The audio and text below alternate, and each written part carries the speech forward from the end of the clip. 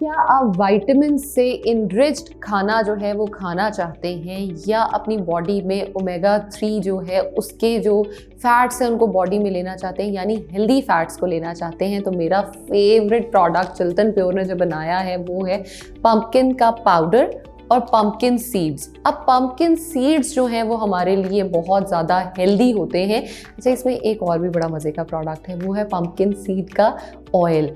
अब ऑयल का, सीड्स का कंजम्पशन जो है, सीड साइकिल की जब हम बात करते हैं तो सीड साइकिल मेरे इसलिए भी फेवरेट होते हैं, अगर आपको पीसीओएस का इशू है, अगर आपको डिप्रेशन है, अगर आप मोटे हो रहे हो, वेट लॉस करना चाहते हो, स्किन पे एक्नी हो रहा है, हेयर फॉल हो रहा है, विटामिन रिच फूड्स आप लेना चाहते हो, तो इन सीड्स का इस्तेमाल अगर आप डेली बेसिस पे करते हो, आपका पीसीओएस रिवर्स हो जाता है, आपका डिप्रेशन जो है वो बहुत हद तक कम हो जाता है और उसके साथ साथ आप अपने ब्लड प्रेशर, यूरिक एसिड और कोलेस्ट्रॉल को भी इसके साथ मैनेज कर सकते हैं। इसलिए इसका डेली बेसिस पे इस्तेमाल कीजिए, इसके पाउडर का, इसके ऑयल का, और एंजॉय कीजिए। Thank you.